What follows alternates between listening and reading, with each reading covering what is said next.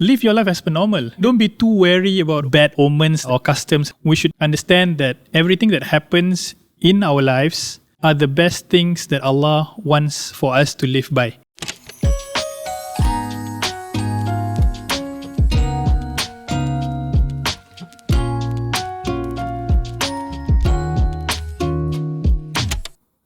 Assalamualaikum warahmatullahi wabarakatuh.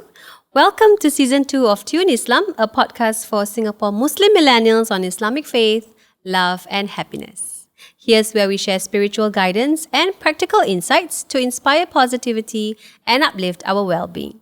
My name is Azza Fariha and I will be your host for today. Joining us today is Ustaz Sufian Zainal Shah, a member of the Asatiza Youth Network, a graduate from the esteemed Islamic University of Madinah. Specializing in Sharia law, he passionately imparts knowledge through engaging lectures and courses across renowned local colleges. Ustaz also actively connects with the youth of mosques and Darul Arqam, fostering discussions on contemporary issues. Thank you so much for joining us today, Ustaz. We're happy to have you here. Thank you for having me. Now, Ustaz, today our topic of discussion is quite interesting, and I have my first question for you today. My first question for you is, what is the concept of hasad or envy in Islam?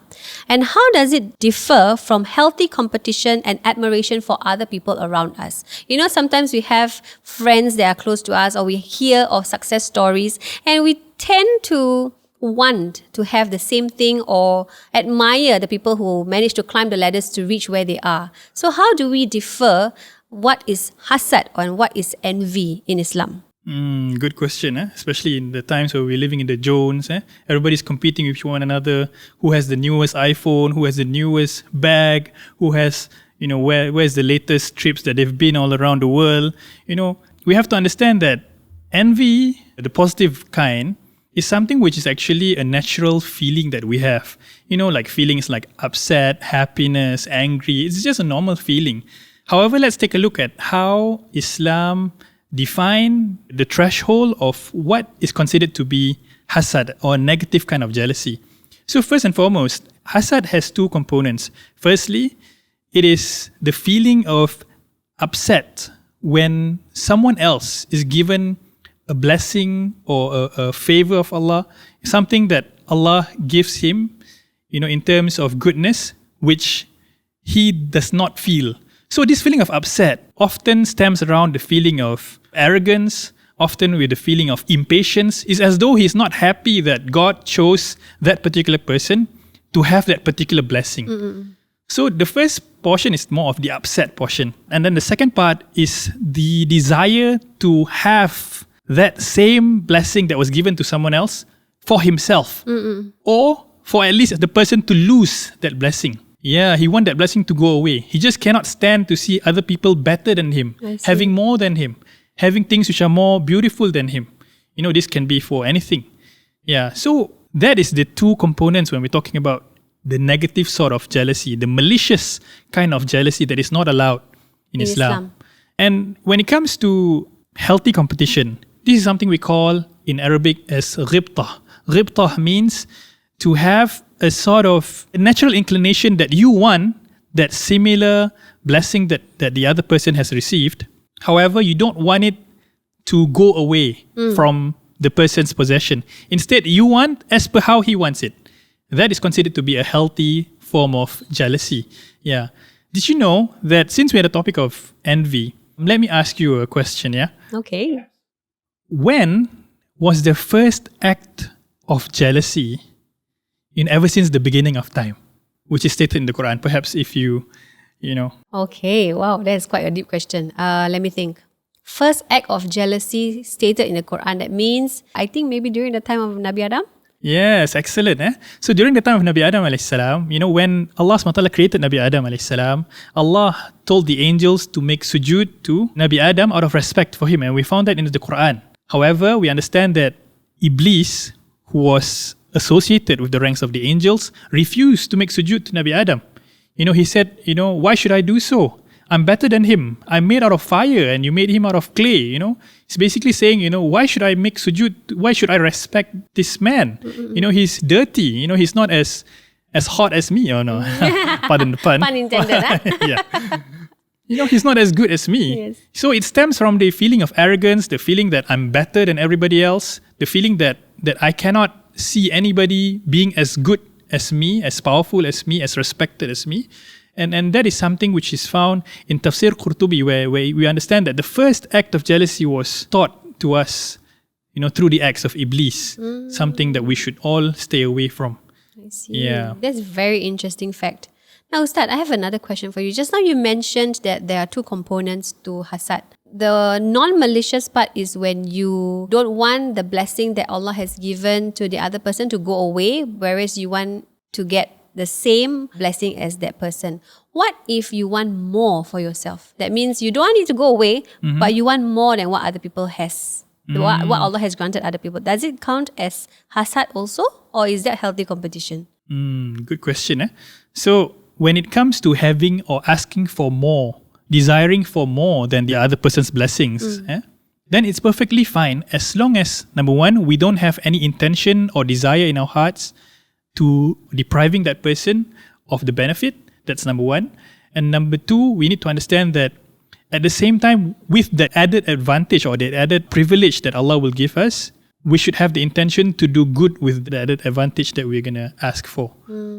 So only with those two conditions will something like that be permissible, when you hope for more than your brother, than your Muslim brother, but without any sort of negative intent or negative desire for the other person's blessings to be removed by Allah subhanahu wa ta'ala.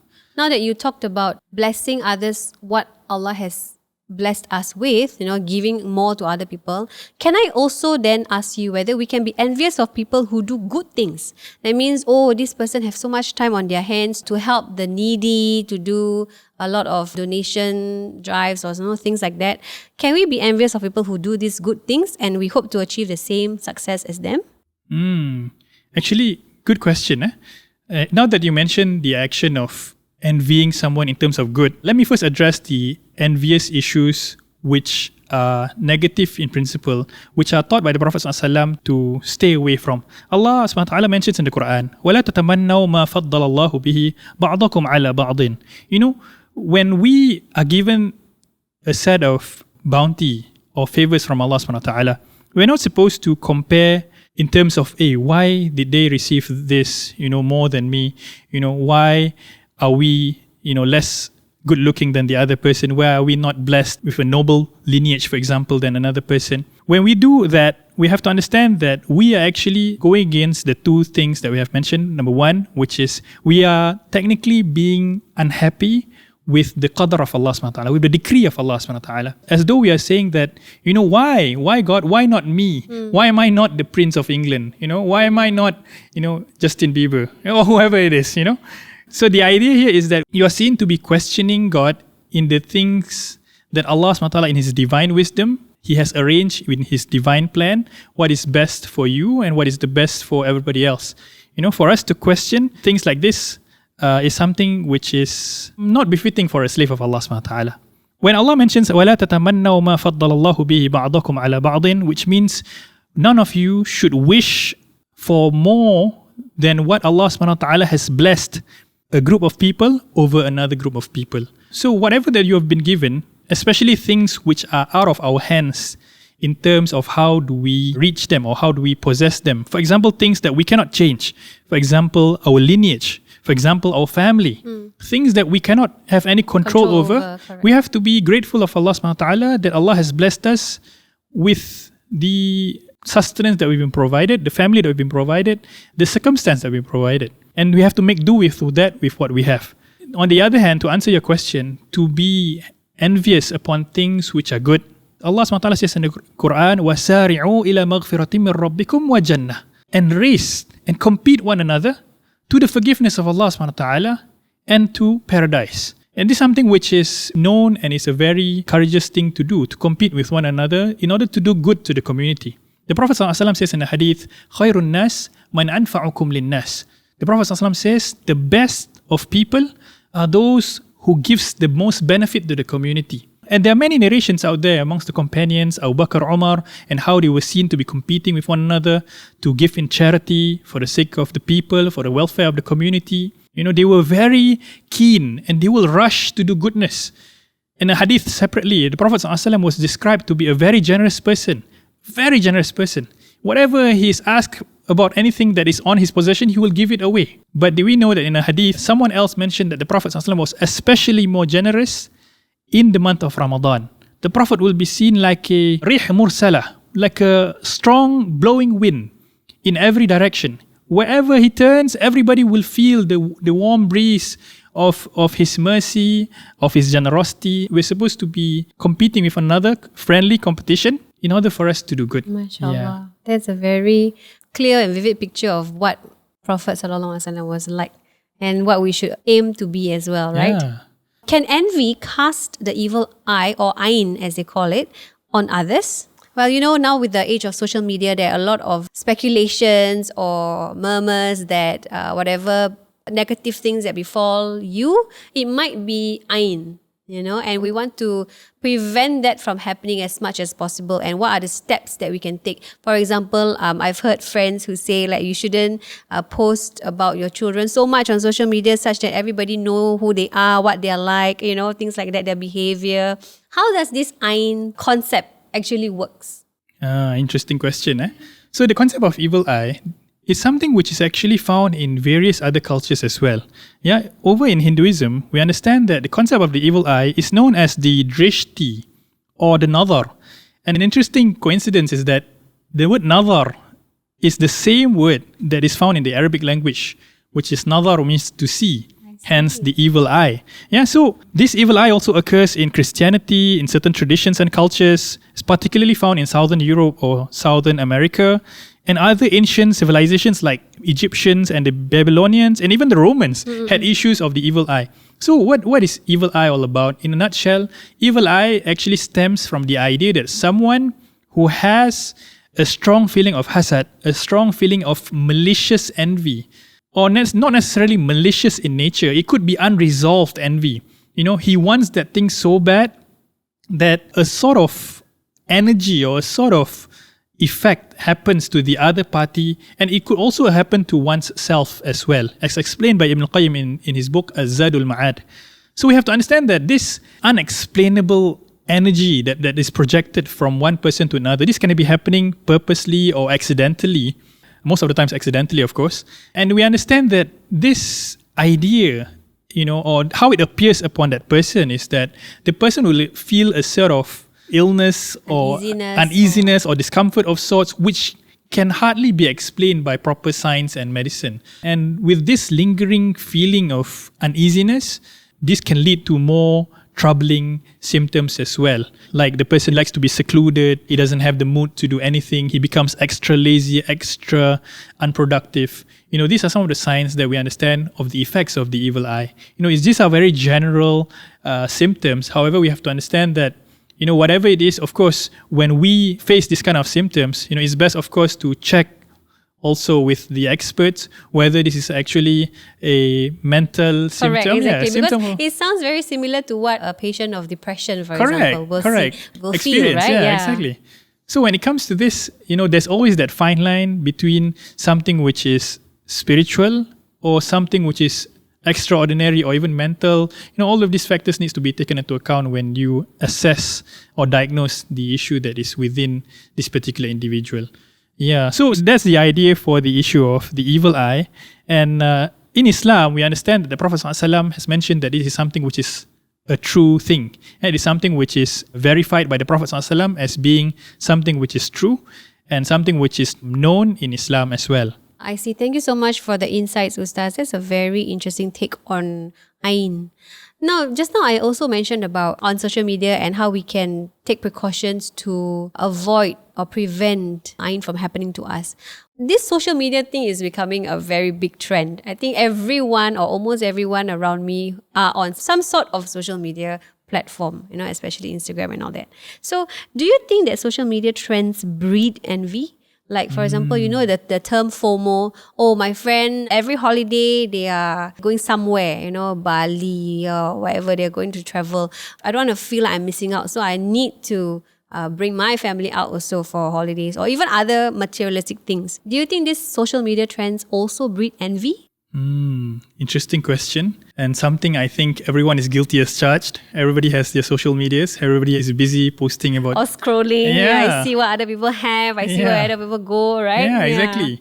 It's very natural for someone to compare their life with theirs, their belongings, their possessions, their bags, their cars, their vehicles, their houses even. Exactly. Yeah. Definitely when we look into the social media posts of our friends, our families, definitely there will be an inclination that we want something similar. We want to be in a trip. We want to have that fancy new toy. We want to have that fancy new thing. But something that we have to understand is that, as I mentioned before, we need to stick to the conditions that, one, we should not wish for the removal of the blessing from the other person.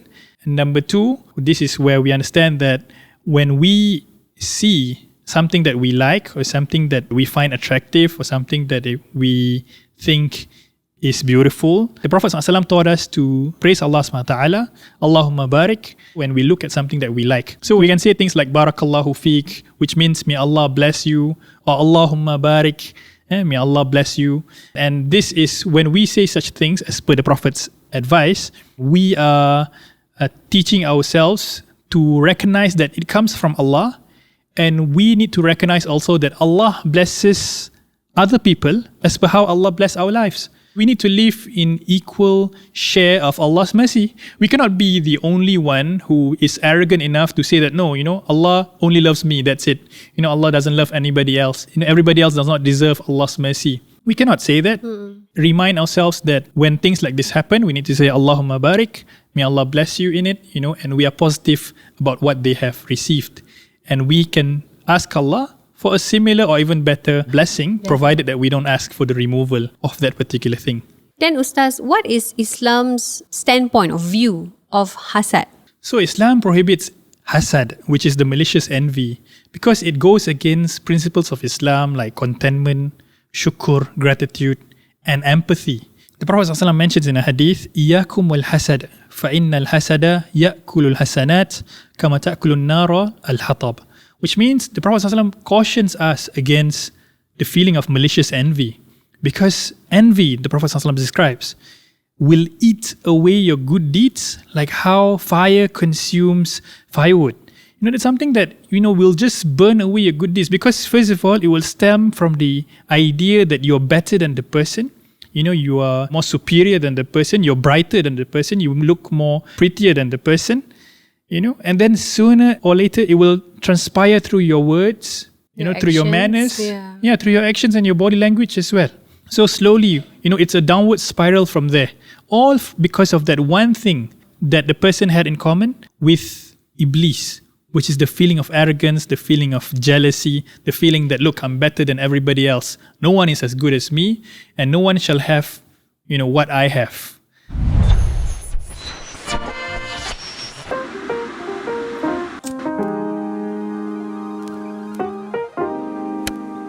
If you really think about it, is there really a need to feel envious? When you start feeling that feeling creep up on you, try to pause, count your blessings, and think about what you're grateful for. Inshallah, you will soon realize that you have been blessed with everything that you need. So, Ustaz, we have been talking about the evil eye. My next question to you is, how can we defend ourselves then from the evil eye? Should we be afraid of it? Being afraid of the evil eye. And that's something that, first of all, we have to understand that when we live in this world, of course, evil eye is something which is real, as per the Prophet ﷺ's narration. Ainul Haq, the evil eye is something which is real. However, we should not live our lives in fear, in constant fear, where everything that we do, we are afraid that, hey, this could be the subject of someone's evil jealousy or likes of that. We should continue to live our lives as per normal. So before we talk about the Islamic way to defend ourselves or to protect ourselves from this evil eye, let me just share with you something interesting that I found out in cultures. I like to study cultures and civilizations, and did you know that amongst the Middle Eastern people as well, how they protected themselves from the issue of the evil eye was that they will have items or souvenirs like the Khamsa hen in the Middle East. It looks like this. Khamsa means 5. Yeah, so it looks like this. The souvenirs or things like that, they will attach to little children or little things that they find could be the victims of the evil eye. Same goes for the Nazar Boncuk, which is the blue eye bead, the Turkish blue eye bead, very popular in the Turkish culture. Yeah, I think I've seen that before. Yeah, it looks very very familiar, very popular design, yeah, right? correct. It looks very artsy, something which the hip people likes to use. I think so. Oh. If you look at Jewish and Kabbalistic traditions, they use red strings or threads even. And some cultures also even use like salt and certain herbs to put on some of the people to make sure that they're not afflicted with ayn or the evil eye.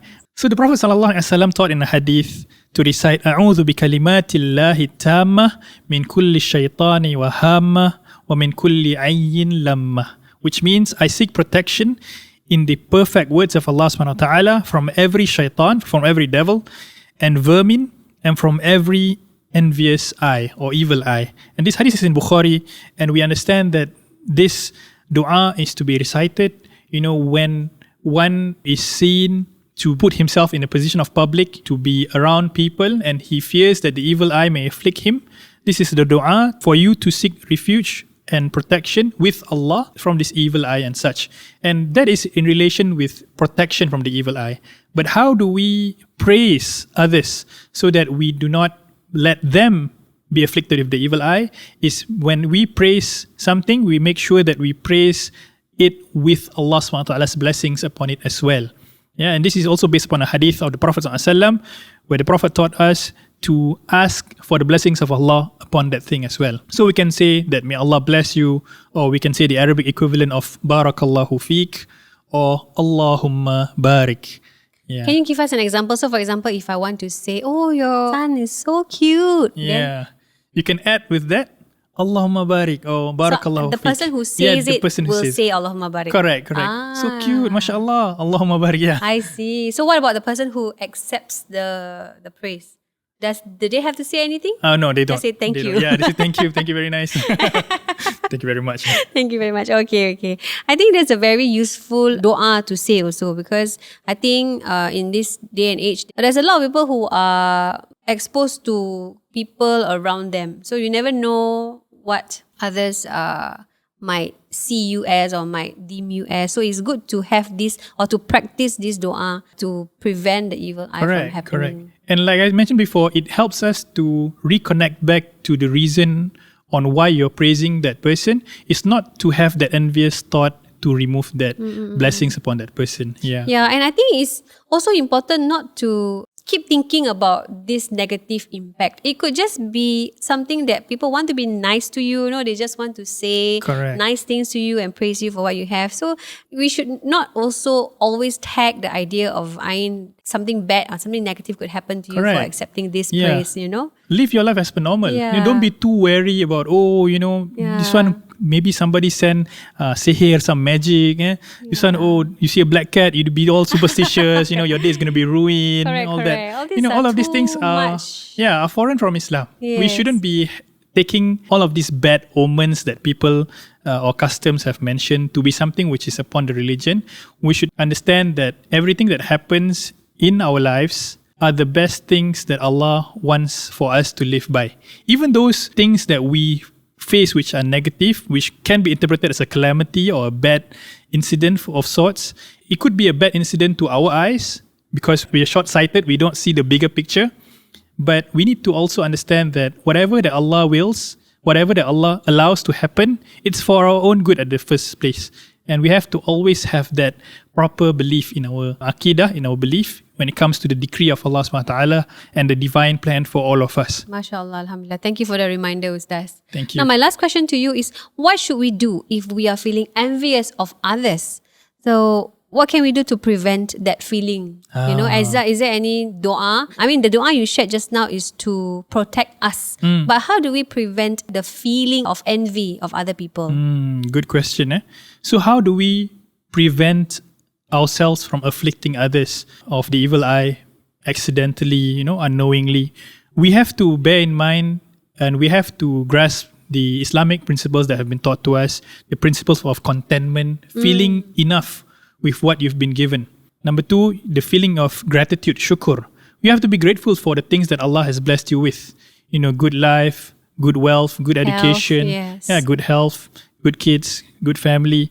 Everything is fine, When we are busy being grateful, and when we're busy contemplating upon life and what it means, and making sure that we spread goodness and benefit to everyone that is around us, only then do we understand that everybody has a role to play in the society, and there is goodness in everything that Allah subhanahu wa ta'ala has arranged in our lives. It could be that Allah subhanahu wa ta'ala, make us be born as a normal person instead of the Prince of Egypt, for example.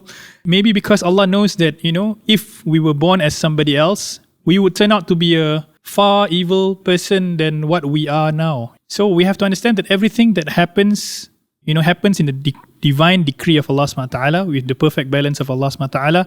And Allah is all just in the way He arranges every blessing or shortcoming that a person has, no matter if the person failed to see it or not. And that's something that we have to keep in mind.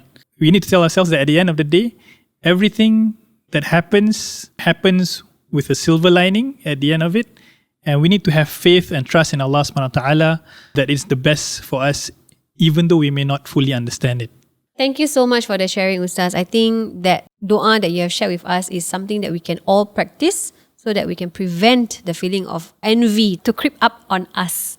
So Ustaz, my next question to you is, how do we educate the young ones about envy? Should it start from young?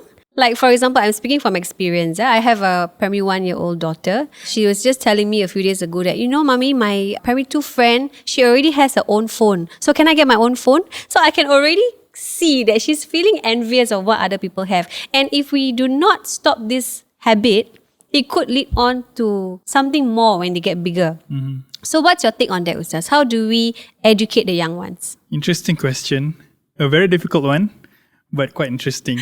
Okay, first of all, we have to understand that I think parenting styles are of different kinds. Yeah, but if it were to happen to my kid, because unfortunately my kids also have their phones because now they're coming back from home by via themselves. the public. Yeah. Then that is a It serves valid. a purpose. Yes, Yeah, correct. exactly. It has a purpose. Yeah, and also we limit them as to how much screen time they have. So back to the question, perhaps if I were you and if I were to educate my own child on why you don't have a phone and your friend do, is firstly we have to understand, maybe we can explain the concept of the functional reason of it, that, there is a reason as to why their parents gave it to them, and if that doesn't work, It doesn't work because why? Sometimes your friends also just give the phone because they want to shut them up.